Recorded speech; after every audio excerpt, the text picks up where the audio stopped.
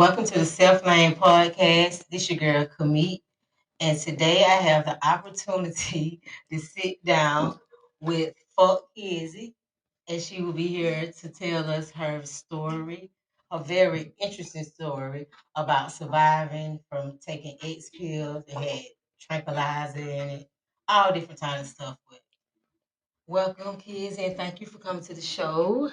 How you doing?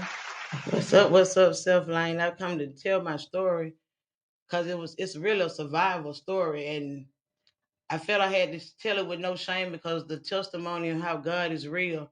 I just had to tell my story because a lot of people are taking bad pills and thinking, "Oh no, I know who I'm getting it from." I got my pill from somebody I've been knowing for 22 years. Like we've been swapping pills for years, so it wasn't like, oh, it was somebody I didn't know. It wasn't like I can sit and say, "Oh, I want to get them locked up for giving me a bad pill." Because you got to remember, she could have took the same pill, and it could have happened to her. It just so happened I was the one who took that pill. So it was a usual Sunday night, popping pills, wake up popping pills, go to sleep popping pills. I had access to so many pills that I never even really considered myself a junkie because I never had to pay for pills. And my friends was the plug. Like I knew the mans who you need to know if you're looking for the mans, then my friend in the man. So I had access to a lot of pills my whole life. I used to always say all the time, I partied like a rock star, but fought like a porn star. So I said it with no shame because I really thought it was cool to hell to have access to that much free drugs. But anyway, Sunday night, usual popping pills, and I popped about 3 or 4 already. Went to my friend's house. She's, oh, bitch, I got some pills. I went in her bag, grabbed a couple of them, left her house. Me and my friend went to the studio. And as we sitting in the studio, I get up and leave from him. Then I come back in and I'm arguing with him. And then I pop the pill. That's all I remember. I remember popping the pill. Once I popped the pill, it was like the lights went off. Like it was like all the lights went off. And I was like, because I'm scared of the dark. So I was like, turn on the lights, turn on the lights, turn on the light. And everybody, it was like, I was not in my body, let me say. It was like in the dark. So I couldn't see me, nobody couldn't see me, and I couldn't tell you who I saw. And it was like, you dead, you dead. And I'm like, no, hell, I ain't dead, I ain't dead. Well, I was just in the studio finna get high and go, fuck, I'm not dead. They're like, yes, you will, yes, you will.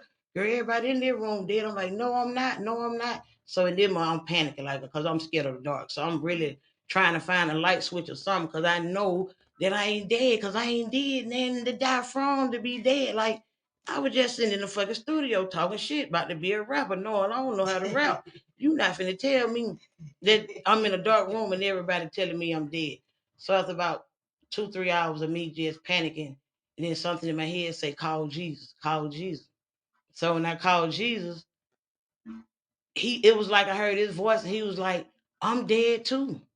And I was like, and then I started crying. Then I really started panicking. I'm like, man, Jesus dead. So I'm like, God, you say faith the size of a mustard seed, because I ain't dead. I ain't ready to die. Just take my spirit back to my body. Take me back to my body. And then I guess when I said God's name, I guess he came in the room and he said exactly the same motto I've been saying my whole life. And he talked so plain, like, no, bitch, you dying today. I'm like, no, bitch, you dying today. What you love saying? You party like a rock star, fuck like a porn star. Bitch, you dying today. I've been killing bitches all day. And you is dying today. I'm like, no, no, no, no, no. I ain't ready to die. I've been good.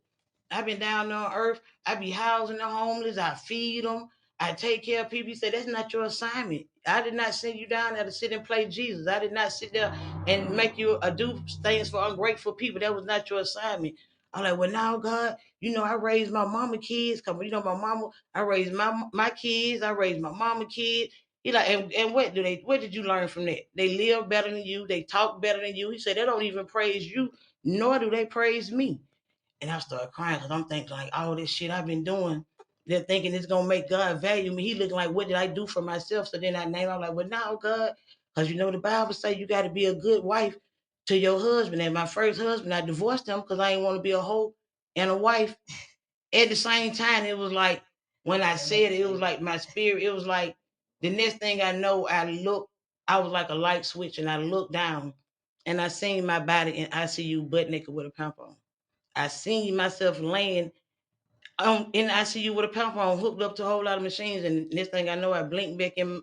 and I was back in my body, and I jumped up, and everybody said I was non-responsive for 5 hours. I had came in with a drug overdose. I had horse tranquilizer and insomnia in my blood work, and they tried to hit me with the Norpin, and that wouldn't wake me because horse tranquilizer, from my understanding, what they told me is 10 times worse than fentanyl. They said that's why when they stuck me with it, I shitted and pissed on myself, and I became non-responsive. So after that, when I came back to, man, when I tell you I don't gamble no more, I stopped taking pills that night, and I don't drink Sprites. I don't know what Sprites were doing to my body, but God even took the urge away from Sprites. And the whole message is to tell the world that God is real. I think it's more of the drug overdose, because that's what's common, what's going on. A lot of people think that you getting it from a bad person, or man, all these drugs are fake. Ain't no real drugs. The real drugs are killing y'all. The real drugs are killing y'all. When I came into, I had messed up the right side of my hip. I had to get a hip replacement. At 45 years old, I had to get a hip replacement. So at what point did you like? Okay, after you took the pill, was it right after you took the pill that you Yes, started feeling instantly. certain symptoms? Instantly. That's why I think the guy videoed it. That's when I was telling you about the video. I do have a Mm. video which you're gonna share on your page.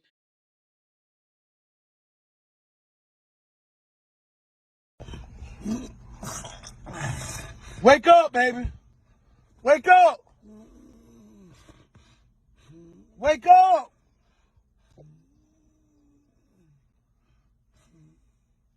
Later, but yeah, the guy videoed because he said time I took it, I instantly started foaming out the mouth. I instantly started shaking and stuff. So it scared him so bad because I was mad that he recorded. I'm like, why you recording? The man told me that God told him to record it.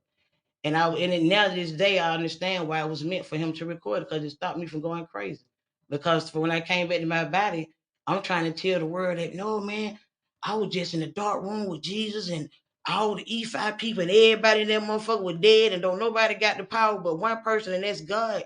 And I had to come back and share that with so many people who don't even believe in Jesus. First of all, they don't even believe in God. So, but I got to tell my story, man, because I made it back. And so many people have died from drug overdoses, but I did not die. So I thank God for that. And every day I wake up, just happy to be alive.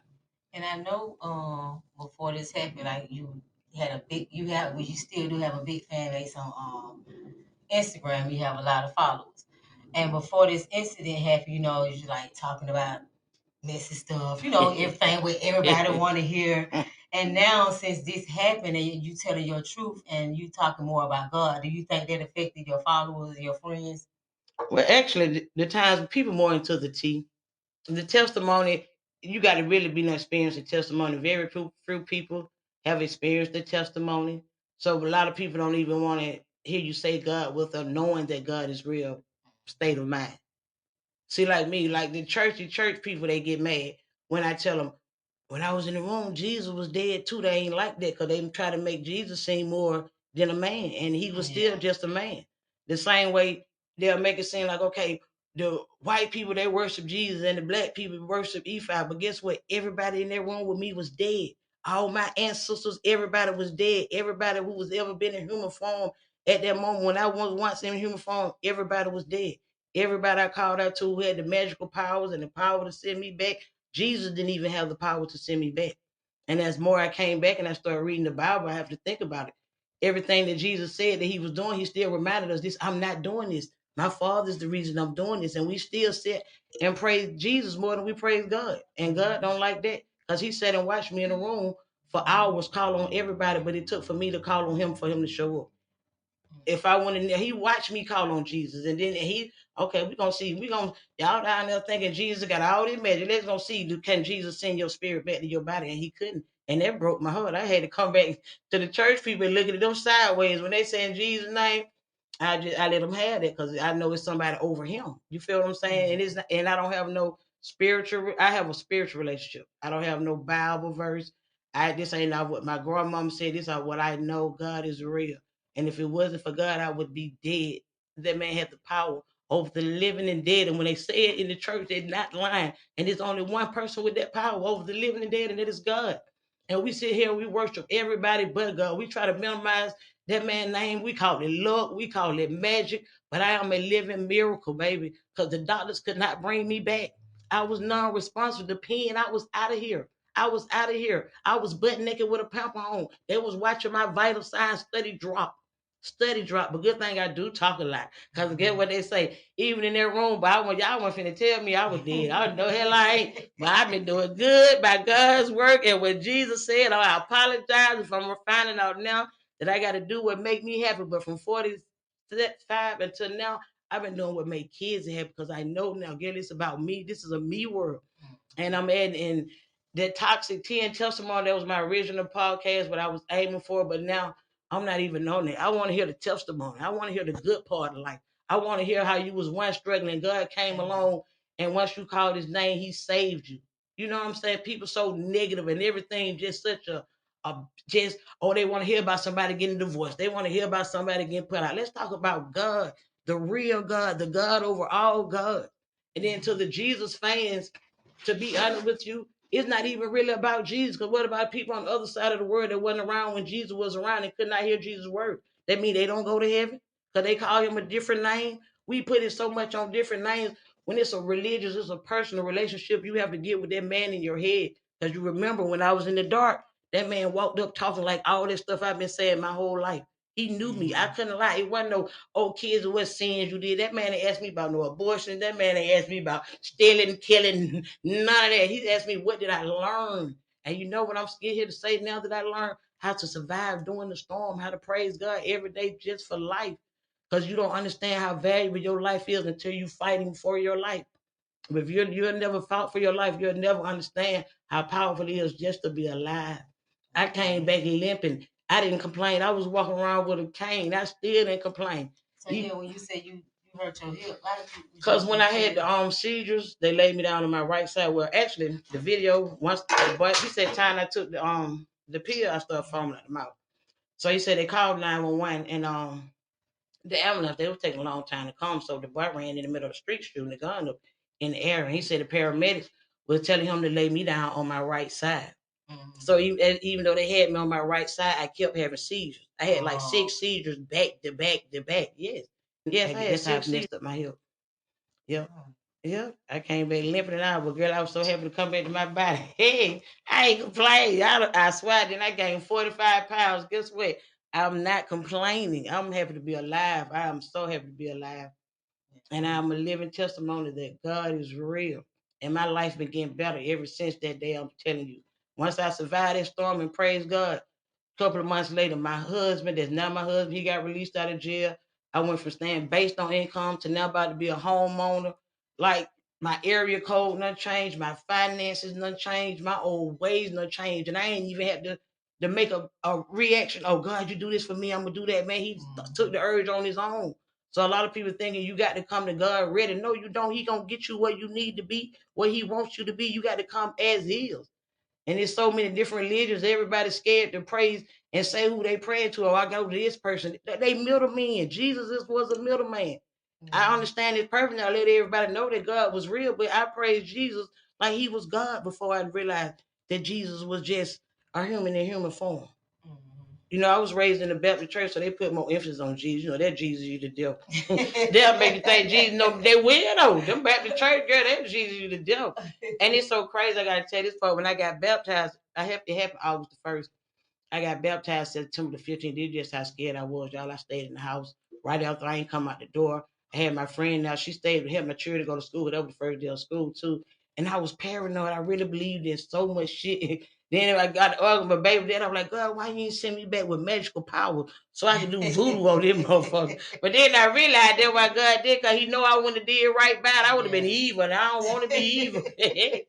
You can't be evil, but man, I'm a living testimony that God is real. So through that experience, what did you learn from that whole That God is real. It actually it wasn't even a drug overdose experience, because just like I say on my show, I wake up every morning and I sit and talk about the drug overdose, and God be having me on my internet talking every day, stop doing drugs, and I be like, God, why you got me telling the world full of junkies to stop doing drugs? He like, bitch, this bigger than you. This is my story. You know what I'm saying? This ain't no you get to brag. This is the story that God saved your life, so you got to tell that part. So that's the part that I have to add in. I started out with the drug overdose because everybody's taking these drugs not knowing this shit can kill you. And see, when you say drug overdose, when people think overdose, they think it got to be a lot of. I thought you had to be. Yeah, a lot of drugs, and then you be dead. I did too. And you're right. And you right. That's the first thing. It'd be a whole lot, too. But it was just like what, one. It was pill. one pill. But I don't know because I did part out week. I had like, sit in the camera room. I did take my D minute, but it was that. It was that one pill that motherfucker had me foaming in the mouth instantly. Because that tranquilizer is just for to seduce horses and pain and yes, it's not for humans at all. Period. But they put it on drugs for get you higher or whatever when they can kill you. Period. Yeah. I think I even called my cousin a while after because I didn't even go to sleep though. I didn't go to sleep for like 180 days. I had people trying to give me pills. Yeah, I was terrified. Girl, I thought if I closed my eyes, God was gonna change your mind about giving me life. Like, nah, bitch, I changed my mind. You laugh, I swear to God, I didn't want to give people hugs because I knew like them bad energies and that bad spirit. That shit is real. See, at first I was in denial of all that shit. See, now I listened to a sad story for a minute. I got to pray for you. You got to get off my line because I can't tote your sad story in my life. So now I'm happy what God got me. He got me about 2 friends. Don't none on pot X pills. That's a good thing. And he got me on a one-way street where I don't have no choice but to listen to red birds and count squirrels. Some shit I never would have did. I ain't even know so much peace coming. I ain't even know so much peace come with nature. But now I get to enjoy the stuff that I missed when I was high. So like you say, the stuff that you missed, like what would you tell your 20-year-old self? Leave them pills alone, that shit. Cause I ain't even do powder. Yeah. Like I thought I did good. I skipped over powder. I'm grown. I'm 47, so I'm in age where everybody was smoking powder. Yeah. The powder was the shit. I ain't hit the powder or smoke cigarette. Then only reason I started popping pills, this other girl, she was popping. She ain't smoke cigarettes. She ain't smoke weed. And shout out to Low Sister. I'm gonna shout out you because I fuck with you. But yes, I'm like, what you say, girl? You just put them in your mouth and you let them work. I was like, for real. And I always been in a good mood, so I always was happier, I guess, when I popped them. I ain't never nobody who pop pills and I go to crying and go being a freak. No, I pop my pill out with no one finna fuck and I'm happy. So you can wipe me be happy all you want to again and think I'm going to Byron. No, I'm going, baby. No. But yeah, man, thank you for letting me come to your show. We can keep talking about it. I just had to release this a little bit. I told her I might cry. That was James and Tish on standby. Because I've been trying not to talk about it without crying. I think especially about the dark part. Because when I started talking about how I was in the dark, I'd be crying for real bad because I was scared of the dark. But I made it out the dark and being around church people, they helped me feel better about my whole experience. Like what I was finna tell you, when I got baptized, like 45 days after the experience, the lady came in and she was like, then she left back out. She gave me all my clothes, my white to put on. She came again. She said, God told me to tell you read Psalms chapter 23. And I'm thinking it's the serenity prayer, because I ain't really no Bible reader. I ain't gonna lie. I went to Sunday school, but I went to be bad to eat donut. I ain't go for the word. So when she started saying, I ain't saying nothing. But then when I started telling my story about the drug overdose, my experience in the dark, man, the lady started crying. And she said, baby, you got to read. I'm finna read it for you. And it was the as I walked through the valley of the shadow of death, I should fear no evil. The lady said, baby, you was in the shadow of death. That's why everybody around you was dead. And it was God testing you to see would you still have that faith to still call on him. I said, yes, and it worked. It worked. But see, then they got mad at me when I tell them Jesus was dead too. They don't like when I say that part. But he was the man. He was. Because that's who I call. So when I say that part, she be like, yeah, but Jesus is the Father and the Son and the Christ. And I know all that, but he was still in human form. That's what I'm trying to tell y'all. Everybody in human form, God loved everybody living. And that's the part that I hate with church people. They count so many sins and they have people scared to go to church when God ain't asked me about nothing I did wrong. He already knew. You see how he walked in? Yeah, you little freaky geeked up motherfucker. You died today. All that having you the man and having you got dick on dick. Yeah, bitch, we got something for your ass. And I'm like, no. I get what I'm married now. See, I got one dick on dick and I don't do drugs no more. So, man, when I tell you that man will come and change your life for the better once you believe, man, and that faith the size of a mustard seed, it worked. It worked. So have people ever like considered you crazy or Yeah, said in you the beginning, changed? yes. See, that's what I'm telling you. God removed the people who were thinking that God removed them out my life instantly. Because when I would call them, tell them stuff, they were like, "Well, everybody say you just talking about God now because you like to die off drugs," and I'm like, "Duh, duh, bitch, that's the reason I'm talking about God more because I like to die off drugs, and I got a video of me foaming at the mouth, eyes rolling in the back of my head." Dying off drugs, and God saved my life. So I got to talk about God. I had my other friends used to I give them Jehovah Witness vibe. That is so funny. They said every time you turn around, they be talking about God. When can I play church music? I know for like 300 some days. I didn't even. It took for my friend. I think it was day 300 and this how paranoid I was 300 and probably 62. And I was telling her my story because I was so paranoid still. She's like, "Kids, get to the good part. Girl, you did not die. God saved your life." I'm like, damn. I ain't see that part. I just seen. I know your spirit and your body can do a detachment. Like you know what I'm saying? We think when we die, we just dead. No, the fuck you're not. Your spirit is gonna leave that body. You're gonna have to go somewhere, wherever you go. That's I guess the choices you make while you're living. But I also learned too though that God ain't count sins like man is. It's man versus man, and everybody's sinning though. People think one sin better than another. You better do what make you feel happy. So that's what I'm on now. Yeah, that's right. Have you ever thought about being a motivational speaker? For a rehab center. I'm gonna be I need to talk to the people who need to see the video and want to stop doing drugs. I don't need to talk to people who gonna see the video and still be popping pills. I'm gonna pray for it, but you instead of getting geeked up, no, motherfucker. No, that's why I want to talk to. But yeah, that's why I be on my page though, because I talk to a lot of people, and a lot of people do have me praying for them and stuff, and it be weird. And then I be talking to them, and I be saying stuff about them that I don't even know, and I be right. So then I be crying like, "Damn, God is using me. Now I'm a vessel for your voice to the people." Yeah. And I be study smoking and cussing and saying, and people be like, "How you get to do all that?" That's why I keep telling people, God, as long as you can worship God and give him his praise, he gonna do everything else for you. You don't have to cut out nothing. He gonna cut it out for you. I didn't have to stop taking pills. I haven't sold a pill, held a pill, had a desire to take a pill since that day. And it's just like you said, it's man versus man with the religion. They trying to make it seem like this religion better than the next religion. Yes, when everybody's saying. And then we run to the preachers, and then we get mad because the priest fucking the children. Everybody's saying it. You can't put too much. But see, that's the thing, though. You can't put your faith in the person. You got to just listen to the word. That's why certain parts of the Bible I am understanding. A lot of it, I still feel like they lying just to control that type of time, especially when the woman got to be quiet and all like, no. Because if I'm a mighty woman, God gonna send me a mighty man. He ain't gonna make me mighty to where I got to mumble and no, my presence gonna be felt. When I walk in the room, you gonna know that I'm in the room. Yeah, that's what I'm on. Yeah. What advice do you have for people? Yeah, hey, fan base.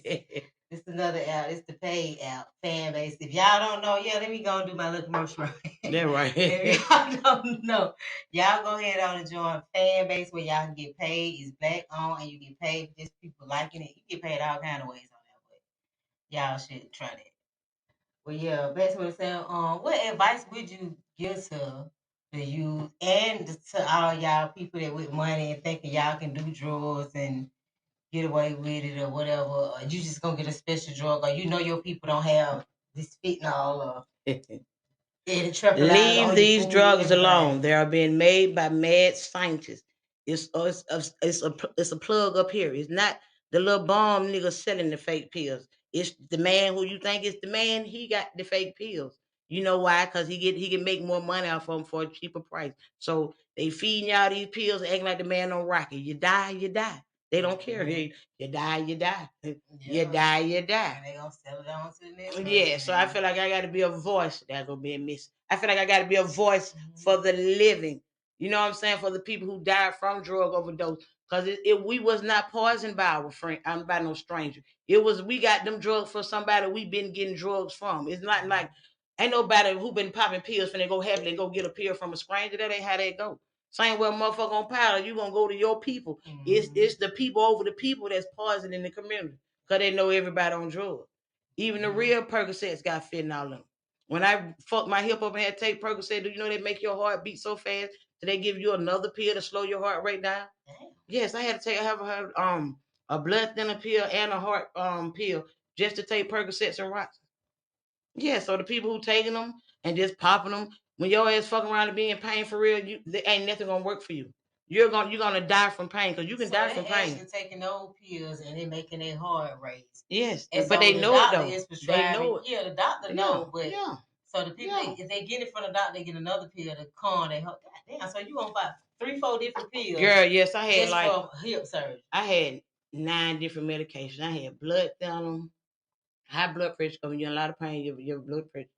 Girl, I had about 8 different pills. I ain't take none of it. To be honest with you, I ain't even take the Percocets or Roxy because I was scared. When they said pill, then I had to pray about it though, because man, hip replacement surgery, when I tell you that's some painful shit, I can't even believe they do the elderly like that. I cuss my doctor out. He be like, "Oh, I understand how I feel." Well, you said you can't believe they do Yeah, the oh elderly yeah, because that's something that you elderly, yeah, because when I no ladder, but for real, when I was in the floor getting my hip replacement, everybody in there was older. Like that's a surgery that they give to older people. You're right. So the fact that I even told the man that they'll sit and want to cut all your flesh, all your skin, all the way to the bone. They're gonna want to drill a piece of your bone off, stick a screw in your bone. They're gonna saw a piece of your hip off, put some fake little hip metal stuff, and then clamp it back together. Then stitch your legs and your bones and your nerve, all that back together. And then you take the pill, the pain pills, that didn't even work. I was in so much pain. I cussed my doctor them out. I said, "Y'all dirty." That's what I meant. They dirty for putting that shit on the old people. I get they feel like they finna die, so they don't really care. That's what I'm telling you. Telling y'all, man, doctors do experiments with us daily. Yeah, they give us drugs that they don't even give their kids. They'll give our kids drugs that they're not even gonna give their kids. So I be cool with doctors because I like to talk, as y'all can tell, and they let me know everything is a scientific study. It is. Yes. Because me and my daughter, when she just had her baby, her blood pressure kept going up, but they want to keep giving her different pill. And I told them, I said, at this point, she an experiment. Yeah, we finna go home. Do you know when you get your labor induced? Do you know they be shocking the baby? Yes. When they go from 2 to 4, been induced before. See, I done had I done had 8 children, so I done been induced a couple of times. And when they be dropping, yes, because my little boy, one of my children's eyes came out real red. And I'm like, why? I said, girl, they shock the baby. That's how they wake the baby up and make the baby want to come down. Wow. But they don't tell her that part. They just say, we're going to induce your labor. They say words won't understand. They make it sound nice, but due to the fact I'm wretched and I'm hood, break it the way I can understand. That when lady came in, girl, they shocking your baby. Oh, Lord. I said, damn. Yeah. I probably would say, I'll wait. But it be emergencies. Yeah. Mm-mm. But yes, y'all, I'm on this First Lane podcast. We'll be airing sets. I said, clear it up. I'm trying to do some advertisement. We doing advertisement. We still out. I forgot y'all been chopping the screw and y'all wish. See, now I'm talking that camera. They gonna watch it. They just gonna watch it. I'm gonna see my phone so I can make them watch me. Did it fall? Oh, he. Oh, damn, I ain't know about me. Well, okay, I knew you grew up in the Valley Zone thing, but what era? Like, oh shit, what would you say? The 80s, the 90s? Well, yeah, the 90s. I caught the 90s. I ain't even gonna lie. I caught real bricks. Yes. I would do. Yes. Around, so. I caught the part where the Miami boy came to the hood and tried to take over. And a girl got down with the Miami boys, and she started having more money in the hood than the niggas. We ain't had nothing but 200 apartments. So I came up in the era where I seen a girl making the way too. It wasn't about, oh, I'm gonna sit back and watch my niggas sell dope and I'm a big here. No, I came in the era where people like, bitch, I'm gonna sell me some dope too. I seen a girl gambling in the crack game, and I seen a girl shot a nigga. Yeah. You know what I'm saying? So I came in the era where women were just as mighty as the men. You feel what I'm saying? I ain't coming to the era where you had to sit down and be quiet. So I learned very long. Understand it. Yeah, I learned early on. I learned early on the survival of the fittest. And I always had named Cap in Lila Valley. He used to always say conversation rule the nation. He used to always say that. And he was on drugs, but the man used to say so much wise stuff. This is the thing too. A lot of people. I think he died now. Chrome Cook. It wasn't Cook. He no paid Lester. Whatever his name was. Yeah. But he used to sit and say all the time, conversation rule the nation. And that man, that's you know we did. I ain't talking about the one with the curls. Oh, everybody call you that. Lester, if you out here, well, he probably dead now.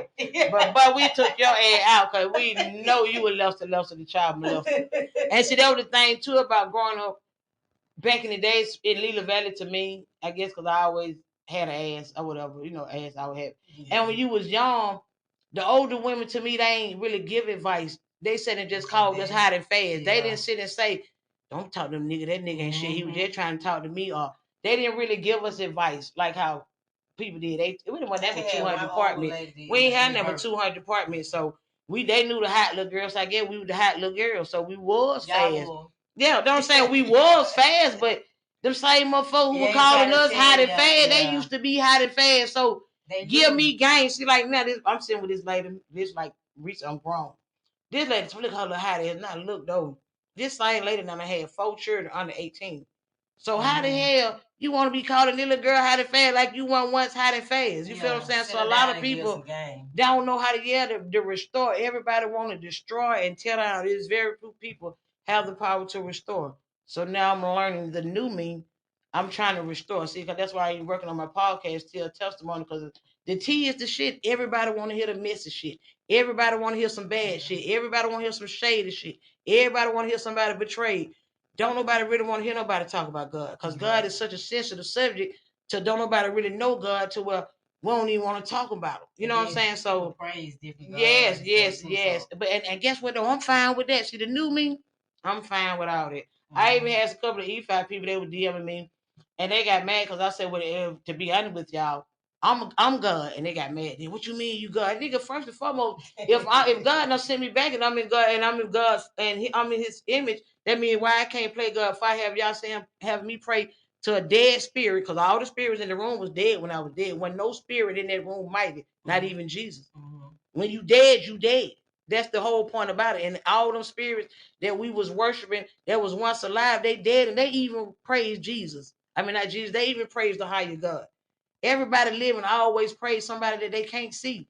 Even our ancestors, that's why EFAP people get mad, because whatever ancestors that you thinking is so great, once they was living, they still were praying to God.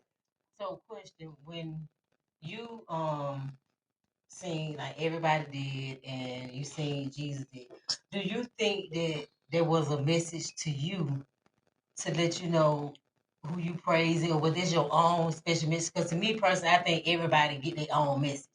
Oh yeah. God forbid that I be out of my body, so like, and I think that I probably would get a different message than you. So do you think? I don't know. I definitely agree with it was a message for me. You praise Jesus. No, I think it was a message for me exclusively first and foremost because I'm scared of the dark. Like I don't give my TV got to be on. When me and my boyfriend, husband, now used to be beefing, he'll turn off the lights in the garage because I ain't gonna get out of the car until I see some lights because I'm really scared of the dark. So I think me being in the dark was the first awakening. Okay, bitch, I got your attention. You feel what I'm saying? It was okay. I got your attention. Okay, now let me sit back and watch you do all this crying and hope and hollering to much you did. Let me see who gonna bring you back. Let me see can that ancestor that they whoever said bring you back. Let me see can Shuma, Shaka, Aka, all them different names. And you gotta remember, even Buddha, everybody got their own different religion, but everybody still praying to something they cannot see. See, that's why all the power still go back to one God, no matter the name. He don't know what name you calling. You feel what I'm saying? That's why a lot of people the E5 people did get mad at me because I told them they like middlemen. Same way to me now, Jesus is a middleman. I ain't gonna tell nobody who really ain't got no faith to where I got faith, don't believe in Jesus, because they might need Jesus to get to the man. You feel me? But now that I done experienced it, I don't need Jesus no more. I appreciate you. I appreciate even for calling you, because a lot of people say, the Jesus people. Well, that's why you was able to God to come, because you called Jesus, and when you called Jesus, you know what I'm saying? He was able to summon God. I'm saying, no, hey, I ain't finna get that power to Jesus. That man was in the same place I was in. Another thing too, I will say that I did come back telling a lot of people that they need to let the dead rest in peace. And I didn't never know why I never went to a grave site to visit nobody. I'm like 45 years old. I never went to a grave site to visit nobody. I never just did none of that. But my experience, them 5 hours in the dark, a lot of times we have to let the dead rest in peace. Because the more you sitting out calling and doing all this stuff, trying to get people to come tend about your needs, that can't elevate and go where they want to be. I really feel like Jesus was sitting in that room because everybody's sitting out here calling on Jesus. Oh, Jesus, do this for me. Now he got to go knock on God, though. I'm making what y'all can understand. Go knock on God, though. God, I got a prayer online, too. Then God, I got to look and see if they words or not or what they doing. Then, he going to deny it. That's why a lot of people shit are getting denied because they don't take it straight to God. That's what I feel. Me personally now, see, when we start talking about God, they get the hell on. told you. Hey, when they thought we talking about the cheese, we were low. I about the 15, 19, 20 good people on live. I started talking about God, they started getting the hell on. But I still got to tell my story when not they listen. They want to write me a book. But I ain't gonna have no trouble but to read. Yeah, so that's what I'm about to ask you. Like, what do you see yourself in the next 5 years? What do you see Kizzy doing? On a house with a lot of land. Sitting just counting squirrels and looking up in the sky and just thanking God for having enough faith and sending me back, knowing that I would tell the world that He is real with no shame. Like, can't nobody, I could be in the fire squad and they be like, say God ain't real or we gonna shoot you. They gonna have to shoot me because I feel like that's my test. Because I can't lie and say that man didn't send my spirit back. Because my body and spirit did a detachment. That's the thing too. When you die, man, your body and your spirit do a detachment. I used to be scared to get put in a box. Well, now I think I'm gonna get cremated and just get my ashes just sprinkled because it is what it is. That body gone. Ain't no need to hold on to that body. That body is gone, but that spirit live on. And a lot of times, people, I feel like when they cry and be worshiping the dead once they gone, they disturbing their peace. I think it's a part in the Bible. I'm not sure because I'm not a Bible reader. A Bible reader put it up for me where they do say you're supposed to let the dead rest in peace. I believe that part of the Bible is correct. So was this something going back to your story when you were saying you seen everybody dead? Was it something at that point or during that time that made you feel like that? That made you feel No, like only reason why I say that because I remember being in the studio. I went from being in the studio wide awoke, just ain't even drunk or high, nothing, just woke to like how we is now, somebody turn off the lights. And I'm trying to turn the lights. They're like, nah, bitch, you dead. Like, you like, kids, you dead. I'm like, no, hell, you like, bitch, you dead because I'm dead. And everybody in the room, like, we dead. You just hear people say, you dead, you dead. I'm like, no, hell, I ain't. I was just in the studio kicking shit, turn on the lights, and the lights would never come on. So when you, after you took the pill and you went to the studio, it was just you and somebody else? No, it was me. Person? It was me. A guy I was with, and about 3, 4 other people in the studio. And this is kicker like too. I passed out pills to everybody in the studio. But all of a sudden I got the toxic pill. I got the toxic pill. But at the same time, too, the same thing now that I'm 2 years in my experience, I'm happy that I experienced it. Because do you know how good I feel every morning to wake up knowing that God is real and He loved me? Like I be feeling like, man, God loved me. Like He loved me. He see me like all this shit the church people were saying, well, you can't do this and you can't do that and you gotta honor this. And you man, first and foremost, you gotta honor yourself. Cause all them good deeds I was doing when I was playing Jesus, thinking, oh, you supposed to help, and that shit it didn't pay out in my good. Cause a lot of people God had cursed. Cause God is in the blessing business. So a lot of time we be seeing people stuck in a mud hole. We wonder why they stuck. Cause they ain't doing right by the people who helped them out. See, like now I went from having me a hate list to now I got about 2, 3 people I fuck with, and I fuck with them heavily. Other than that. And I ain't mad at nobody though. Like, yeah, I ain't even mad at the girl who gave me the pill. But she was one of the people that I stopped hanging around because when I was in the house going crazy, she was one of the people saying, girl, they say you talking about God too much. And I got mad at her because like, bitch, I'm sitting here going crazy. And if I'm talking about God to help try to make it make sense of what I experienced, don't be calling me, telling me nothing man said. Because if it was up to man watched me die. Yeah. You know what I'm saying? Man couldn't save me. So I don't give a fuck what man got to say. So that's why if you follow my fuck kids, I wake up every day saying today the day the Lord has made, and I shall rejoice. Yeah, and I be so happy. I'm talking. I get up now with my hair standing up, and I do hair. That's the kicker. I do hair. I've been doing hair since I was 10 years old. Like I can do a different hairstyle every 5 seconds for the rest of my life. But when I wake up, I have to be happy for life. I don't understand why the people that's around you, and especially the one that probably was around you, is watch you experience it. Why they not happy for life? You know what I'm saying? They were not happy that you here to even talk about Jesus or whatever. They telling you that people complain about you talking about God too much. I don't understand why they just don't be happy and celebrating that you here. Cause you gotta remember when people don't talk about God the way I'm talking about God, it's confusing. Like it even be confusing to me. That's why I had to keep saying it out loud. So I'm like, yeah, man, God is real. Like, man, my spirit left my body.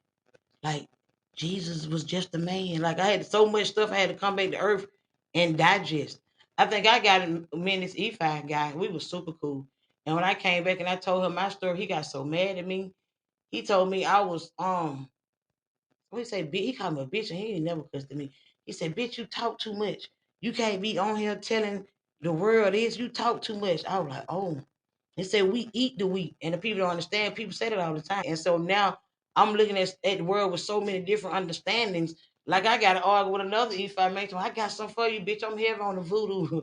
I said, nigga, you gonna put my name in that pot? That shit gonna blow up in your motherfucking face. Fuck wrong with you, nigga. God is the voodoo king. Yeah, you talking about you don't know voodoo like God know voodoo. Hey, you talking about nigga, he can curse your whole shit for generations. So don't none of that scare me no more because I know I'm on God's side. That's the good thing about it. Me being in the dark, it did have me a little weird reflection. People like, how you know you went in hell? How you know that wasn't the devil? How you know this wasn't this? And I'm like, oh well, but I still talk with the same way I felt.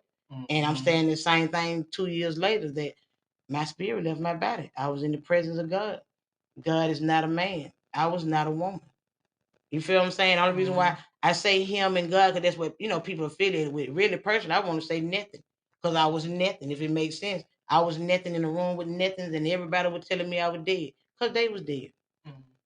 Yeah. It was a very, very frightening experience.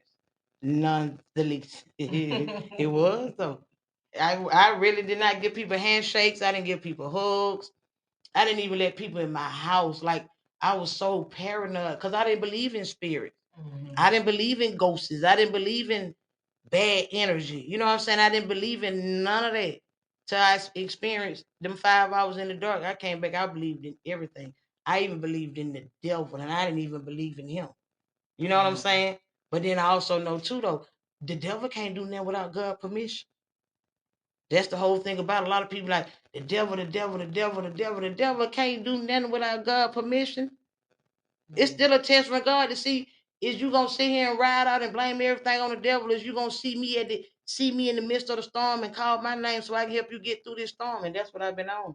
And that shit be working. I ain't gonna lie. Hey, that shit be working. I applied for some I applied for some houses, girl. I'm like, God, I ain't gonna get qualified. He said, bitch, if I tell you that, he talked like I talk. So this my relationship with God. So he talked ratchet. He talked like how you talk. Like people who talk in a different language, God gonna talk to them in a different language. You know what I'm saying? People who know they secretly some sneeze and some thieves, God gonna be like, yeah, you thief motherfucker. You know what I'm saying? But guess what? A thief still got a heart. A thief still got redemption. See, that's the thing about the church people. They be so quick to judge people and send people to hell. In actuality, they gonna go to hell for the people sinning because they supposed to have the power to restore. You feel what I'm saying? You're supposed to have the power to see something broken and try to feed it and fix it instead of tear it down and condemn it.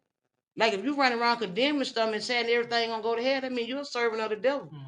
And you trying to get everybody scared and thinking they're not worthy to call on God. That's basically what how all the churches. Yeah, they have you terrified. I think I even seen one preacher, and he was saying it was a sin to bless the poor people because they can't bless you back. I think that's the topic. And then another preacher was like, "No, it's in the Bible. You supposed to bless people." I said, "But that preacher probably need a building fund." So you got to know a lot of these preachers they be making it work for them. You got to remember, preachers were once pimps and shit back in the days. They say they use the word just to eat the wheat. So that's why you got to find your own relationship with God. See, like I go to church with a pocket full of money. If God don't tell me to get no tithes and offerings, I'm not getting no tithes and offerings. Yeah, you know what I'm saying? He can sit and tell me give my money to somebody on the street, and I give it to them, and that's what I did. Because I'm not expecting them back from them. I'm doing it because my heart sit and say do it. I'm not finna do it because a preacher sit and say do it, and here call look better than mine. Your house better than mine, nigga. Give me some. You feel me? But then they ain't gonna like that part. That's how they supposed to do though. You're supposed to go to the church when you need something or whatever. But down, get back. Jobs and down, get back. They're supposed to do that, but they don't do that. No, they don't do it. They don't do it. They don't do it. So I know you say you're not doing your podcast anymore, but I think you probably start back doing your TV. I know. I think if I do it, I don't want nobody to talk. I just want to do all the talk. And I probably let people call in, so tiny people that bullshit, I can just hang up. Yeah. Cause ain't nobody gonna run my show. Ain't Yeah. nobody gonna be asking me, well, how you know it was God? What God look like? How was his face? Oh, you know there's gonna be Yes, a lot of a girl, controversy. no. That conversation, A lady that asked whole me time one is gonna be a time, she lot was of like, controversy. well, why God saved your life and he didn't save my child life? And I didn't know what to tell her. I had to get myself a hug. I ain't on that time. Like I'm that happy he saved my life.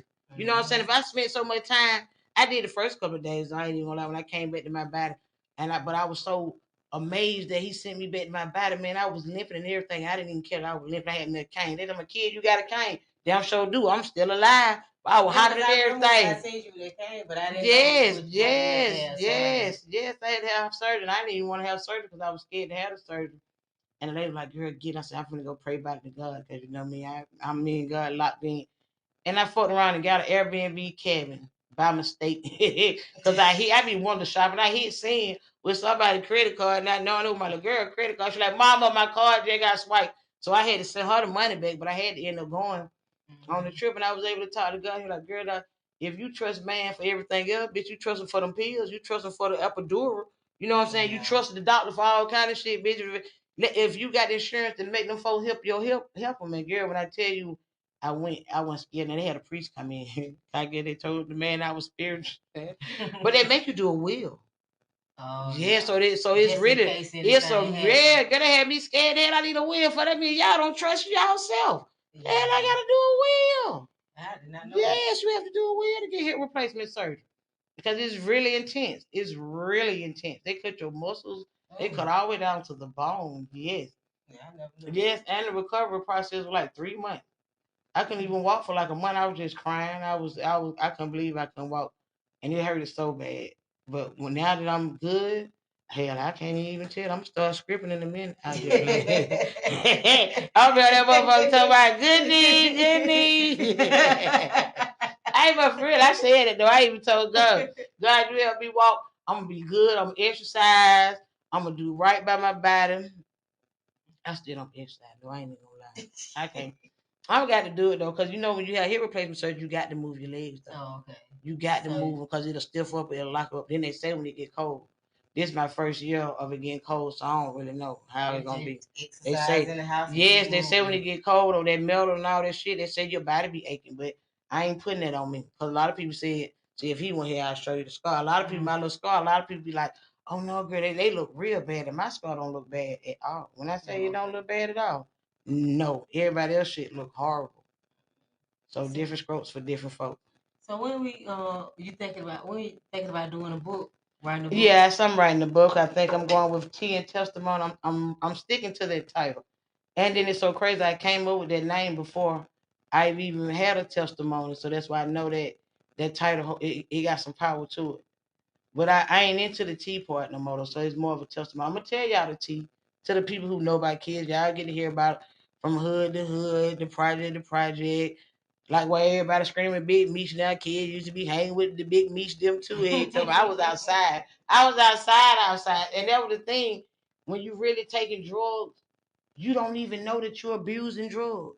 Like when you really taking drugs. That's the question I want to ask you. Did you consider yourself as being an addict? No, or just when you want to party? You no. Just I think I didn't realize I was a junkie till after the whole experience. I got to argue with a nigga ex, and she called me a junkie. And I wanted to cuss out, but see, God, one thing about God, he tell the truth. So once I got on the phone, he was like, "Now, bitch, you know you was a junkie. Just because you weren't acting like a crackhead, or you weren't having to do that scream for a little piece of change, you was abusing the drugs, baby. You was taking them every day, like 2-3 pills a day, like people smoke cigarettes. So, yeah, I was a junkie. And I don't think a lot of people know that they really be junkies, like, because especially when you got access to them. Like I could pull up, give me 10,000 pills. Most people consider you being a junkie, you got to be on crack. Yeah, you got to be like at a nigga spot. Hey, give me a pill. I fuck you, or acting like you like a nigga for dope. I ain't have to do that. Hell, I actually was giving niggas I fuck with pills. I gave one of my hoes a 50 pack. He ain't sell them. I sent another nigga to get it. Nigga, you not finna be out there get geeked up with my motherfucking shit. This shit is for sale. Damn, rest in peace, Todd, because that a nigga who went and got it, man. My friend Todd, and the day his birthday, I sure did. Hey, everybody on fan base. Thank y'all for watching. This is Self Lane Podcast. Hey, y'all, I gotta give me one of these mics. Hey, I give me a mic like this. I think I'm gonna turn into a rapper. Yeah, go ahead. I'm gonna turn into a rapper. What's one thing that you think people misunderstood you about or misunderstand you about? I think I'm misunderstood to see somebody who went from lights, camera, action to just speaking and talking about God on a whole nother level. Like people think that you got to live a certain way or move a certain way to talk about God, and that's a lie. Like once God really lay His hands on you, you got to tell the world as is. Like I can tell, I talk about God as is, smoking weed. I had somebody say, "Well, you can't talk about God. You be cussing too much." I said, "Why the fuck I can't? If God didn't want me to cuss, He would have made me stop cussing. He made me stop popping pills. He made me stop gambling. He made me stop drinking Sprite, and the Sprite wasn't even doing that to me." Hey, that's what I said too. Obviously, it had to be. It had to be. It had to be killing me in a way I didn't even know. But yes, I was a heavy gambler. When I tell you I was a heavy gambler, I done lost $3,000 on the machine at the corner store. $3,000. I'm talking. Take the money out here, take it out. The bank locked my money up, switch it to somewhere. Yes, yes. When So back to the video. What's the video I already gonna show y'all the video. It's already been shown. But back to that video.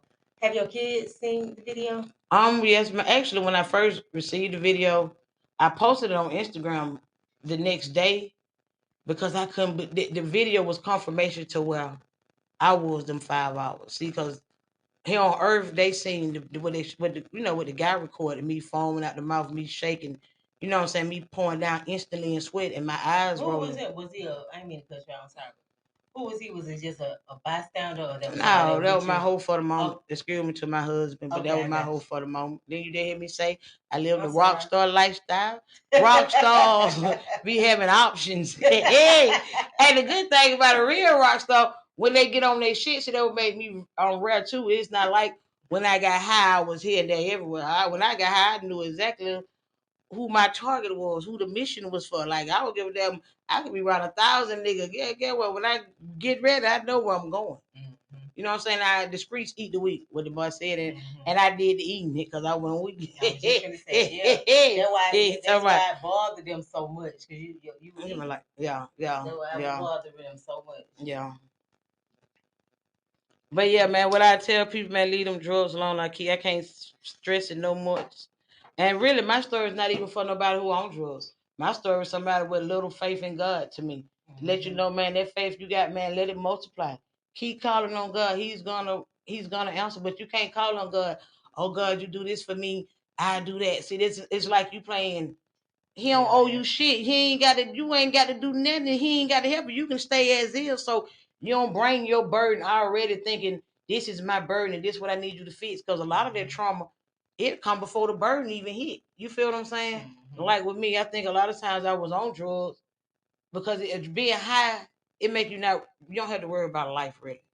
The higher you are, the happier you are. Like you can have a bill due. You get high, you gonna say fuck that bill till the light get cut out. Right. Then the light cut out, damn, now you need the bill money. So yeah, so you really be high and happy. That high and happy is no lie. And then you be around other people who just high and happy to well, everybody that's saying high and happy shit, you really have no growth and no progress really, to be honest. So okay, so how do you feel like with the drug dealers, like the ones that supplying the drugs?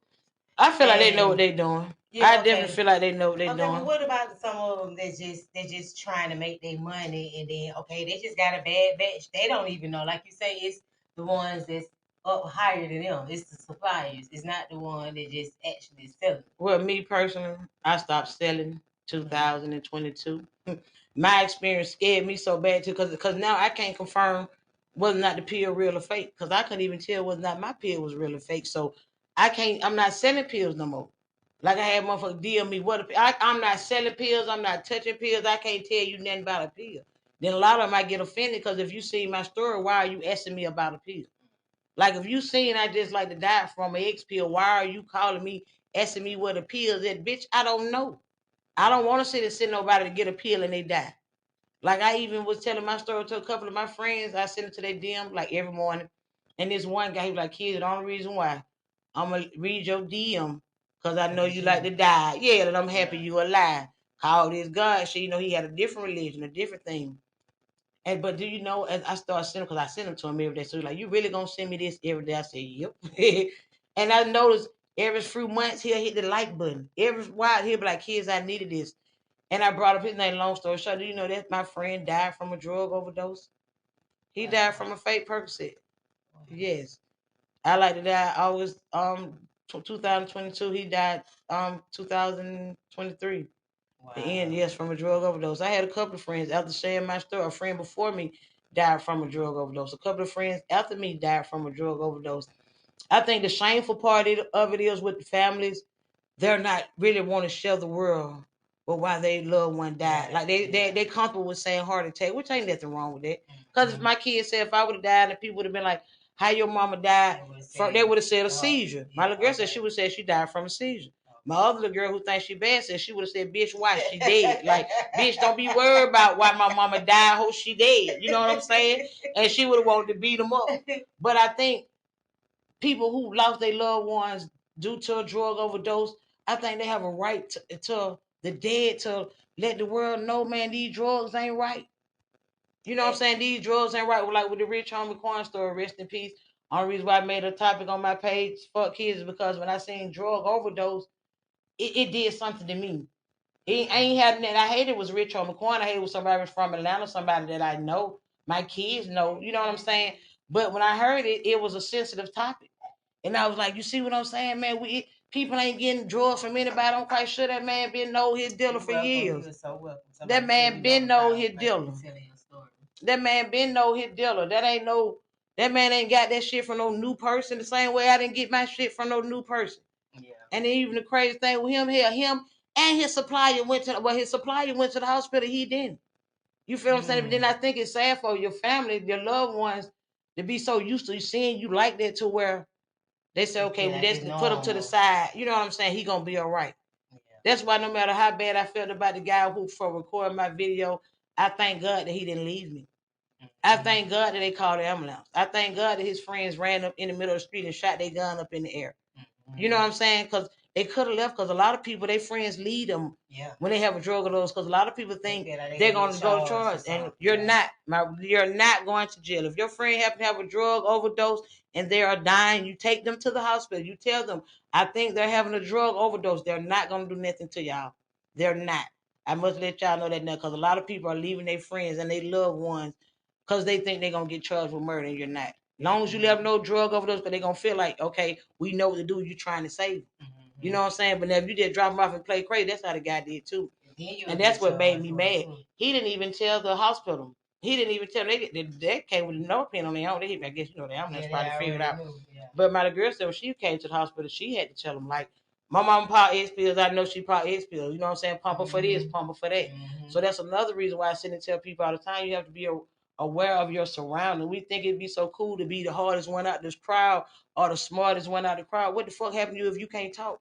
You're in a room full of dumb motherfuckers. And then go back to what you said too about your daughter knew what you was doing. Yeah. I know some people be ashamed and don't want to let people know what they do. This kind of a good thing. Yeah. Because if your daughter didn't know that you took X pills, yeah, it ain't gonna tell them. The doctor probably would have tried to give you something. Yeah, they would have been still thinking all kind of shit. Yeah. Like, she having seizure. Do she have seizure? Yeah, I ain't never had a seizure. That's another thing that made me mad. I'm like, man, I wish I could have talked. I would have told them time they pulled up, man, pump my shit for dope. Bitch, it the dope. And I got a bag. Like, you feel what I'm saying? I probably would have saved a whole lot of from them just having me just because to come back and see myself, like I seen myself laying in ICU butt naked with a pump on. Like I was butt naked. I didn't have no blanket on. I ain't had no bra on. I ain't had no socks on. I ain't have shit on. I just had a pump on with a whole lot of shit hooked up to me. And I looked down and I seen myself. I was like, damn. And when I blinked back, I was back in my body. And ever since then, I've been on a Leave Drugs Alone campaign. But my hardest campaign to push is that God is real. And but I feel like you can take your platform bigger because for one, you like to talk, and you know you like to talk. And so God made you see what you seen for a reason because He know you like to talk. And you don't care what nobody else think. Yeah. And you're going to get it out there. So you are a voice. So I feel like you should take your story to a bigger platform and like you say, write your book. Yeah, I'm gonna write a book. And be your own motivational speaker. And even if you start, like you say, at a drug rehab or whatever. I'll take my shit to the drug rehab. Yeah, because I'll take my shit to the drug place. rehab. Yeah, People that's the best place who want to get out to. dope, who needed contract with the government too. Yeah, that was somebody that said too. Yeah, that's why. That's why I said rehab, because they pay you. Yeah, they'll pay me to see that film and listen to my story. So, yeah, they take your story right on to the rehab centers, to the jail, Yeah. to all that had you doing all that. Yeah. Women shelters, men shelters, all kinds of stuff. You'll be going from state to state to state. Like I told you, he filmed you for a reason. He told me that too. I was so mad. It was able for you to tell your story and also give people a visual of what happened. It's not like you just speaking your story saying, "Oh, this did it," probably, "Oh, she not, she wasn't phone," because she wouldn't be here. I don't mean to you have a whole I video. sit and say, yeah, but I think now, to be honest with you, I think that video stopped me from going crazy. Yeah, because when I came back and when the nurse was like, "Oh, they brought you in for the drug overdose," and I started crying because I'm seeing myself butt naked with a pamper on, and I'm like, "What the fuck?" And then that's when the people, my friends and family, was calling because he hadn't sent them the video, and they're like, "Man, they say you were non-responsive for 5 hours," and they brought me in at like 1. I didn't wake up till like 6, so I was non-responsive for 5 hours. They were just watching my vitals drop. Mm-hmm. My shit was just drop. Baby, God is real. When I tell you God is real, hey, that's my campaign. I ain't telling y'all drugs. I ain't telling y'all drinking. Then keep taking your dope. Hey, talking about. That's what you do. Keep taking that shit. You better hope God save you like He saved me. That's all I'm gonna tell you. Yeah, because you got some people that'll listen and hear you say what you, but at the end of the day, they still gonna do they drugs. Cause I would too though. I ain't even gonna lie. Like for you, if I would have heard would like to die of dope, I would seen video. I would have gave you a hug. I would have told them happy you here. I'm gonna pray for you, and I would have went and got high. Yeah. Cause people always swear it's not gonna be them. Yeah. See, that's the thing. People always swear it's not gonna be me. And see, that was my thing. People like, "Oh, nigga, I know where I get my dope from." That's what I tell them. I got good dope. I fuck good hoe. But I had a catchphrase for everything negative they came to say. But I ended up getting my drug from somebody I've been getting my drug from for 22 years. So it don't have. It's just a whole batch, a bad batch. You see what popping on the news? People are getting busted for getting caught with having fake drugs. Like, how the fuck are you selling fake drugs on purpose? So, do you feel some type of way against the person that you got your pills? Oh no. I think probably the first couple of days I did, but it was more because they didn't come around. Like, how the hell you seen the video? The boy told you what happened. You ain't gonna come check on me. Yeah. You know what I'm saying? Like, you know, but then I get they probably scared. So you never know how people really think. But then you probably called the police and told them. But then the person who gave me the pill, they weren't really no God. They weren't no Jesus fan or God person. So it wasn't meant for them to be around me anyway, because they would have thought I was crazy. Mm-hmm. They'd be crazy, put her in the crazy house. She talking about she seen God, and she talking about she did died, and she say her spirit did a detachment. So God placed people around you who need to be around you in the time that you need them, if that makes sense. Yeah. He removed a lot of people out of my life, a lot of people. I went from having probably like 1,000 friends to 2 friends. Because people really like them. They want to go party. They want to go get high. They want to go sit in the spots, and they want to go to clubs and stand on sofas, and everybody high. Everybody smoking the weed. Everybody popping pills. Everybody popping perks. Everybody popping Zans. Everybody popping Adderall. Everybody popping something. So once you ain't in a no popping zone no more, to be honest with you, they start looking weird to me. Like, I started seeing like certain people, I started being able to see the evilness in them. Like, all you do is gossip. Like, all you do is brag. All you do is just be jealous. Like, so you get high and be worried. Like, so you see yourself better sober. That's all I'm gonna say. I pay attention to so much stuff now that I am sober. Do you think by having less friends is better for your life? That they made everything a lot better? Yes. Because see, I like to talk a lot. So I tell a lot of my stories to people who weren't even worthy of listening. Then I get a lot of opinions from people who weren't even qualified to be talking. Like, I be telling my story, like getting advice from people on how to raise kids who don't even have kids. You feel what I'm saying? Or I be getting advice from single women on how to treat my husband when they ain't even never been married. Like, how the fuck you gonna be telling me? But you know what I'm saying? We gotta, that self love is a motherfucker. Like, I came back, I was the first, like, I was really saying fuck everybody. I said fuck everybody. I had a list. from mama to grandchildren. Like, ain't nobody more important than me now. Yeah. You know what I'm saying? Because for the 45 years, I put everybody before me. I even thought it was selfish to pray for myself. I was raised to pray for others. You know, when you're in a Baptist church, you got to pray for others. You got to pray for others. I was raised that it was selfish to pray for myself, but now I'm learning, no, the hell it ain't. I need to pray for me more so I can know who the fuck to stay away from and who to go around. You know what I'm saying? Because I'm telling you, this man, they eat the weak spirits, eat weak spirits. You don't never pay attention to somebody that just been sad their whole life. They just depressed their whole life. You can come tell them something positive. They got something sad to say. Like you can go buy a car. Girl, I just bought a car. You happy as you know about the car. You know, saved your money to buy a car. And then they go, girl, that car no gonna be high here. Girl, like, what the fuck, bitch? You just killed my whole vibe. Let me be happy for my car. You feel what I'm saying? But see, that's what I'm saying. That's that little spirit that you don't need at that time. Like, I'm bragging. I'm happy. I'm in a good. I don't need you reminding me of stuff really that I already know. But that's how it goes. So you got to stay. That's why you got to stay prayed up. And then I think once I experienced my thing of somebody from E5, because I listen to everybody now, all religions, because I can hear my truth no matter what people say. I can pick out what's meant for me to hear, and I can pick out what's the bullshit. So a lot of that shit be the bullshit. Like them psychics. No, you can't tell me shit, because you might be stopping me from going somewhere that God want me to go. You feel what I'm saying? Like a psychic would have said, that was another one I be laughing at. I'm a psychic. Bitch, you ain't tell me don't do dope off with the fur hole. You can't tell me nothing. If you ain't told me don't go in that motherfucking studio and don't pop that pill, hold on, tell me nothing. Then they get mad. Then I be like, you know what? I'm glad I wasn't talking to a psychic. If I would have talked to a psychic, I wouldn't have went in the studio and I wouldn't have popped the pill. And get what? I wouldn't have knew that God was real. I wouldn't have knew that God was real. Like, man, I've been going through so much shit after that, and I wasn't mad. Like the old man, I would have been worried, but I was like, man, I would have to be alive. I ain't give a damn about that.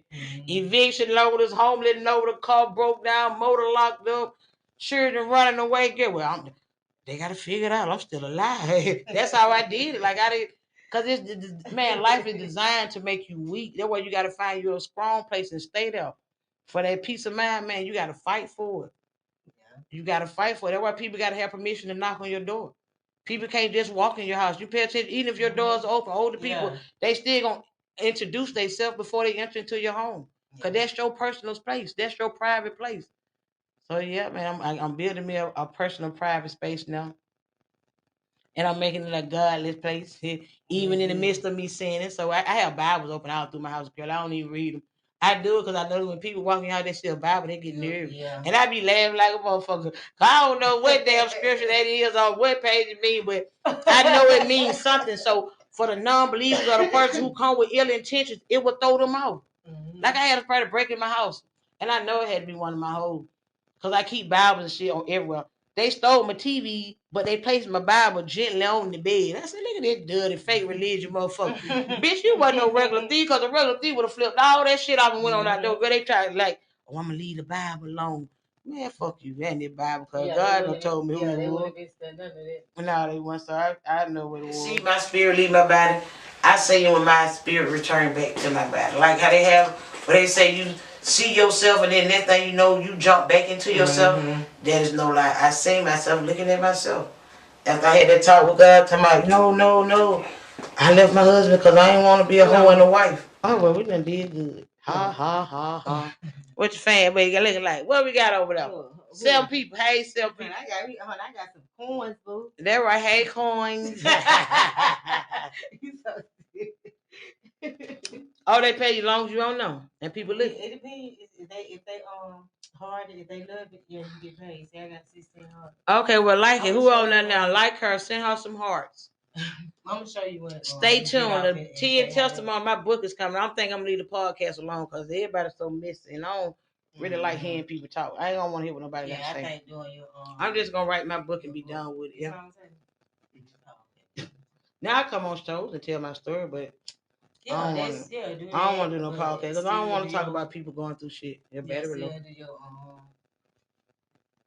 do your podcast. I mean, still do your book. I'm sorry, do your podcast. Let me do your book.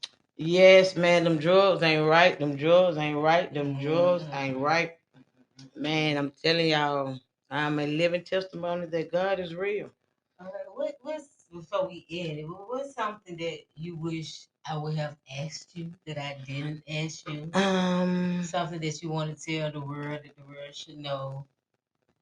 I don't know. Shit, I done basically said all I need to say. God is real. I'm a living testimony that God is real. Ever since August the 1st, 2022, my life has got better daily. I'm talking about, like, my husband was even released from jail November the 16th. We got married the next day. And, you know, he didn't even have on paperwork that he's supposed to got released. He wasn't supposed to get released to this year. And when you put a thing in the pardons of parole, he wasn't supposed to get released to this year. But when I had my incident August the 1st and he was contemplating, I'm like, babe, I wish you was out. I wish you was out. Cause that lane that nigga recorded me. I know you wouldn't record him. I know you would have been trying to get me to the hospital. You would have been doing, you know what I'm saying, what needed to be done. And he was like, man, they ain't everybody got a date but me. I'm like, babe, I'm telling you how God work, man. He'll release you without anybody knowing. And I kept telling that man that when I tell you November, he called me Monday. He said, baby, they say I'm getting out Wednesday. I'm like, you're a light. He said, no, I ain't. And man, he was released. He was released Wednesday. We got married Thursday. And my friend, you say, only in America, you can be a hoe on a Monday and a wife on a Thursday. Hey, but man, when I tell you God works just like that, man, God is in the redemption business, man. He is in the redemption business because it was crazy because when I got baptized September the 15th, my friend was like, you know when you get the same friend who gave me the pill. You know when you get baptized, you can't be having sex because you ain't married. And you can't be going to liqueur. You know, I didn't know I love liqueur. They didn't even put liqueur in. You can't be going to liqueur. I said, bitch, if anything, God gonna give me the freakiest motherfucker in the world. Bless me with the freakiest motherfucker in the world. Bitch, you talking about, bitch, I'm about to, get what I said. God, if anything, bitch, I'm gonna have a ride to liqueur. And I be damn. If just as sure as everything I was saying, God bless me with a husband, bless me with a car to go to liqueur, and my husband go to liqueur with me. So liqueur wasn't the issue. You know what I'm saying? It was me having to focus on myself. You know, because I had kids, you have kids, we even think our kids come before us. Like we've been raised to think our parents come before us, our spouse come before us, our kids come before us. You never had time. And all of their lives, man, don't nobody come before you. You the most important thing in God's eyes. That's why you got to talk to God yourself and get your own understanding. And that's why I went wrong at my first version stage of my life because I put everybody before me. I put everybody before me. Like, and I went over and beyond for ungrateful people. And I wonder why I ended up getting the shit in of the stick because it wasn't my assignment. Like, it wasn't my assignment to help them. Because when you help people that God wants you to help, man, that shit be fruitful. You eat off of it, they fuck with you. I appreciate what you did. You good. Like, people, strangers show you more goddamn love for shit you do than people, your family members. You right. You can do shit for them every day, all the time. Right. You tell them no one time, boy, you been cast and condemned. But that strange, you do something for them one time, they will remember that shit forever. Get out, you stand up at your funeral. I remember she fed me and I was hungry and I just want to thank God. Like, and we don't know how big them kind of acts mean when they really genuine from the heart. That's why now the new me, everybody get the same kind of love. I don't just think it got to be blood. Like, I fuck with a stranger. I sit and tell a stranger my whole life story with no shame. Be crying and everything. Yeah, God, I like to die out the dope. But God saved my life. See, because I tell the sad part, I got to tell the good part. Yeah. And I was so focused on I died out dope. That shit didn't sit right with my brain. I had the brain, let it digest. Bitch, you died out dope. Yeah. And I'm like, I wasn't even no junkie. I ain't even do powder. And I came up in the powder age. How the hell I don't do the powder, but the head pill killed me. I prayed the pill too much. I was so happy. It didn't kill you. I was so happy. I was so happy to have access to the pill though that I ain't even see it as a bad thing though. That's crazy. When you take drugs so much, you don't even see yourself and take a drug. Because it being a certain type of drug that had a label as being addicted. You not on drugs if you're not on crack or heroin. Yeah, or powder. You're not on powder. Yeah. You're not on drugs. Yeah, they made them pop a pill cool. Yeah, pop a pill cool. Yeah, pop a pill cool. Which is not, but yeah, pop a pill cool. Yeah, to everything else, you're not on no drugs. Yeah, you so yeah. If one thing that you could be remembered by, what would it be? Man, kids still alive. Kids live. Yeah. Kids live past 45. I did not die at 45. So I tell my friends and family now, any age past 45, wake up every day happy. If I die tomorrow, I don't want nobody crying at my funeral because I did my assignment. I did what God wanted me to do, come back and share my story with no shame. The thing I give a damn, people like, you was a jacket. Oh, you like to die out dope. That was my church said people be picking up. But tell them your mama didn't die. Hey, tell me those same motherfucker that calling me a jacket, they mama do dope because I sold them dope. I gave them free dope. I had so much of it. So, you know, I'm just happy to be alive. They have to listen to your message because your message, you saying, I took a pill, I overdosed. You're not saying don't do drugs and not saying why not to do drugs. You telling people your experience. Yeah, on the drugs. And then you know what I'm saying, not to do drugs. So it's not like you giving them a blank message that everybody's saying. You giving this message because this is your own personal experience. Yeah, living testimony. Hey, I read that part too though in the Bible. They said when God put his hands on you, when he truly put his hands on you, you got to share it with the world. Like people who really are touched by God, they ain't scared to talk about it. Like they sit and talk about it with valediction. Like, yeah, God real. Yeah, God sent me back. Yeah, Jesus was just a man. See, the church people don't like that part. That's why I don't think I'm ready to take that part of the church. They gonna boo. They gonna hurt try to take the mic when I tell them Jesus was just a man. They ain't gonna like that because they put too much faith in Jesus. But Jesus even was telling them he doing all that because of God told him to do it. And then the Christian people, they done took over their little market thinking the Christians are right. What about the people on the other side of the world who wasn't able to hear about Jesus' story? Yeah, you're right. That mean they going to hell because they call God a different name, because they worship differently. You know, they try to think the black people worshiping is voodoo. They thinking the black people worshiping and doing their little feeding and they think it's voodoo, but we worship, the church people worship when we drink the blood and eat the cracker. That's the same thing. What is that? Well, they calling it the blood of Jesus and we eating the cracker. What's the difference with the Ephai worship? So that's one thing I have claim to common grounds with. Everybody cool with me. You know what I'm saying? I ain't judging nobody. I'm just speaking on who I'm rocking with. And I hope whoever you rocking with, like with the E5 people, the only thing that I'm learning is it's the levels. You know what I'm saying? Oh, this the high priest, or this the high priest of this, and this the high priest of this, which is all good, but why not want to serve the priest of all priests? You feel what I'm saying? Yeah. Don't you want to eliminate as middle man as you can to get to the man? Like middleman, don't nobody like a middleman when you can know the man. See, that's what I'm on. I fuck with Jesus, he the man. But he the man if you looking for the man and don't know the man. See, now I know the man. So I can't sit in Jesus, please save my children. No, I say God, I go to God, the same man with the power over the living and the dead. The same person who had the power to send me back. Because I had to remember Jesus couldn't send me back. That's the part that hurt my feelings of pride. I ain't crying on that part. Cause baby, what did I tell you? I was in that room. When I was in that room, girl, crying to my Jesus, bring me back, and that man told me he was dead, girl. It was like, if my faith wasn't, I think that's a good part about I was I'm happy I was raised in church. Because if my faith went on 100 for real, just a small faith, I would have let Jesus hurt my feelings. You know what I'm saying? Because when he said he was dead, that was like, leave me alone. Like, you got to die. Like, you can't go nowhere. I'm dead too. You calling me like I can help you, girl. I'm dead too. Everybody in the room dead. Everybody, we dead.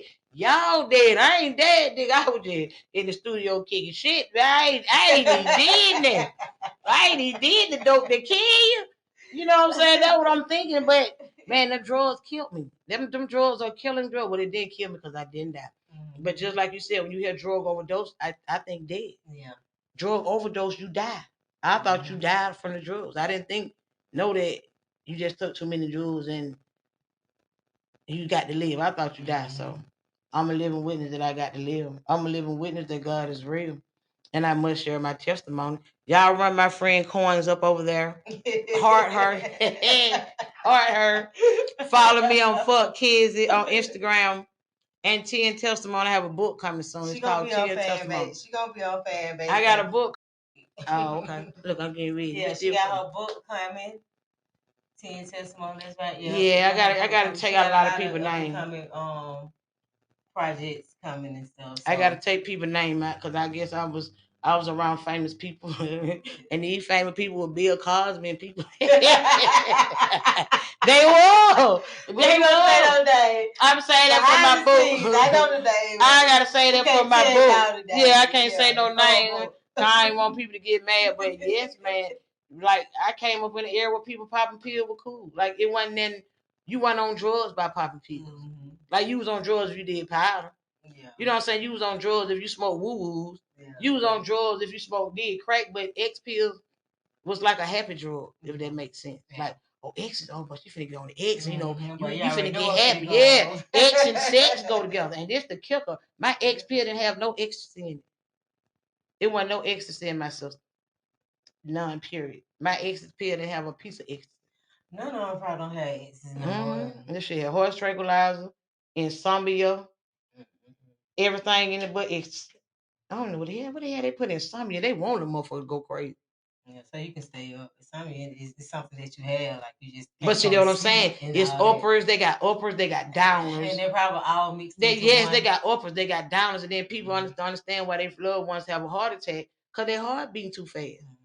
You don't know if the beat fast or the beat slow. It be tricking them. I'll tell you what I will share with my story before I leave. People, y'all got to get the story out, man. Quit being ashamed of what y'all reading y'all loved one autopsy. Because I'm telling y'all, if they was dead, if they was alive, they'll want y'all to sit and say, hey, man, I like to die from taking this dope. Y'all start taking dope.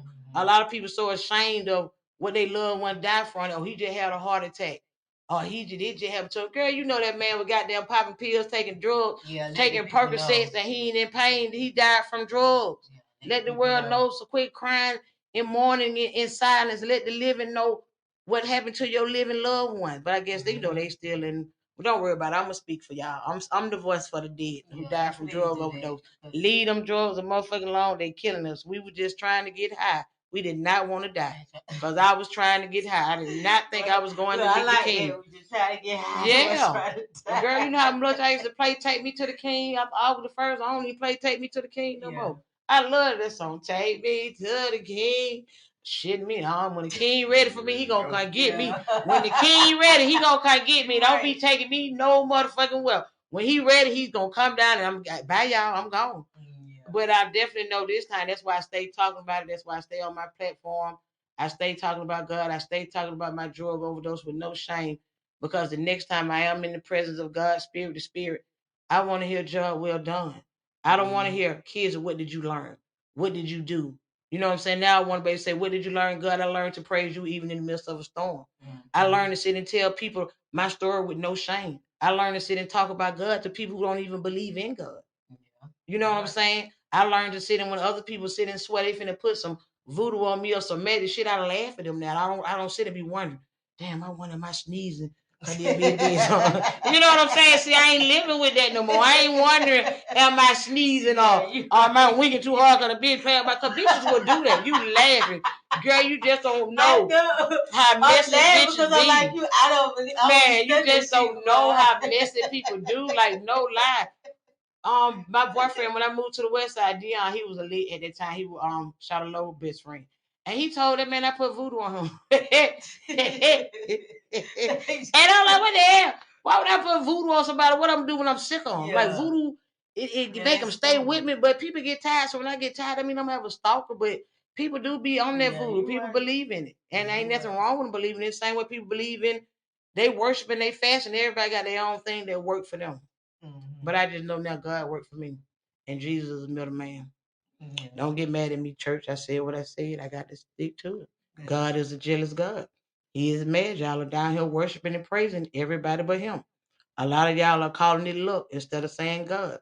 A lot of y'all are saying, I did all this without saying God made a way for you to do it. You know what I'm saying? Like, oh, I did all this. God had nothing to do with it. Nigga, God had everything to do with it. People don't understand it. I didn't understand it. We think a wake up is oldest. Like we think because we exercise and we drink the right water and we do everything that's supposed to be done, we guaranteed life and we're not. You are not guaranteed life, man. Life is a gift, and every day I wake up, I be thankful. I be the sun. I used to. After my experience, I be looking at the morning. Come on up, son. It's a new day. New day. I swear, girl, for real, I was psyched. I was horrible. I was paranoid, though, but it wasn't a good. Now it's a good because I be smiling, but a year ago, it was a horrible good because I was traumatized. Like I didn't even go to sleep. Like I literally was traumatized for like a year, scared to go to sleep, thinking that God was changed his mind about giving me life.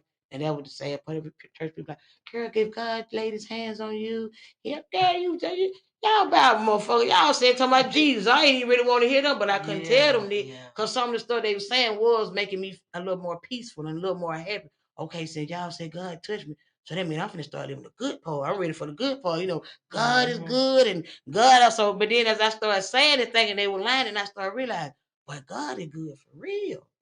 God, most of my cases were getting dropped and all kind of shit. So I'm like, so saying they were saying they did voodoo God is the voodoo king. Yeah, you talking about? Cause he got shit making away for my good. Stuff. Yes, he make all that shit happen to see who you gonna praise, who you gonna follow. Yeah. Who you gonna praise and who you gonna follow. So I'm following God as I sin. I gotta add it in because a lot of people when they hear you talk about God, they think you got to be righteous, you got to be holy, you got to walk around with a Bible and be able to read scriptures and then be able to condemn other people. I'm not trying to condemn nobody. Yeah, you're right. Yeah. I just want to tell everybody God is really in a situation. Add God in it and your life will get better. I am a living testimony. My area code, zip code, everything has increased for the better. Credit score even went up. Shit, I even got bank accounts. So hood motherfucker, we hide our money up under the mattress. Now I'm worried about shit I never worried about, probably because I'm sober. When you sober, you start planning more than just for the moment. When you high, you just really live in the moment. You really every day is just the moment. You worry about what you gonna do in that moment. You ain't worry about the light bill till in that moment is off. Damn, let me pay the light bill. Right. Yeah, but see, you gotta live in your truth too. A lot of people don't know how to live in their truth. You're right. Yes, I'm right. But I am so thankful that you chose Self Lane Podcast to sit down and tell your story. Yes, I am. Today is my friend Todd's birthday. Rest in peace, Todd. Hey, I gotta say that he the one telling me to start my podcast, Tea Testimony. But and let everybody know where to reach you at, where they can see you at, if they want to come and watch you, anything, your pages, everything. Well, you can follow me on Fuck Kizzy, THRU Testimony, YouTube, THRU Testimony. But actually, I'm finna write a book, so I don't really care about y'all followers. Read my book. Yeah, because the followers be pervert. No, they don't see it. I'm put it out there. When I'm serious about it, I'm put it out there. Because when people hear you talk about God, I'm telling you, they run on you. They run to pick you apart. Yeah, like they run to really say you're not qualified to talk about God the way you're talking about God. Like for example, when I was on based on income when it first happened. Well, you still on base income, you still broke. Like what the hell? Yeah, God, he work on his own. He know he ain't finna give me no big old magic trick. He know I ain't gonna do right by. I'm gonna act a fool. He know it. So he blessed you according to his heart and your heart. I get to be an at-home wife. Yeah. I ain't going 50-50 on that. That's a good thing. You know what I'm saying? I always want, who didn't want to be a home wife? I want to be a soccer mom. Only thing I'm missing is my van. Van on the way. The van, I got a truck. I got a big ass Suburban, but the van on the way. Yes, the van is on the way. Hello. You miss me. Yeah, you on the speaker and you on the thing. You miss me. He finna say so smart. I knew you were gonna say so smart. Hey, but I'm finna, we wrapping up though, cause I've been talking for about an hour. You say some weed, Sean? You a lie. I believe you lying. Here I come. Bye. All right, well, before we end the show, we always end it with a self lane. And today, my self lane is always remain yourself. Stay drug free. Don't let nobody change your mind. Stay healthy. Love yourself. Put yourself first before anything. People gonna say that you're selfish. It don't matter. You'll be okay. The more you love you, the more others will love you. And so I will let Fuck Kizzy get her self lane before we end. My self lane ending is pray for yourself. The same way you can encourage others, encourage yourself. The same way you can wish more for others and be able to pray for them, pray for yourself. The same way you can pour into others, pour into yourself. Save some of you for you. We think that our whole life is to bless other people. God wants us to love ourselves so he can bless us.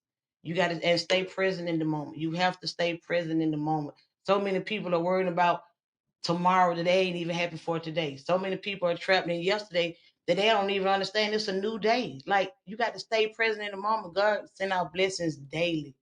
If you got your hands balled up with old stuff, you can't receive your blessings. So stay present in the moment. And God is real. Boom. I love y'all. Until next time, y'all like, follow, and subscribe to YouTube, to us on YouTube, to the Self Name Podcast, and also on Spotify too. And if y'all got fan base, y'all can find me on fan base too now. Love y'all. Peace. See y'all next time. Hey, that might be having it seem like you in tunnel vision. I like that. You in the earphone. You don't hear nobody. Look, thank y'all for being tuned to the show, y'all.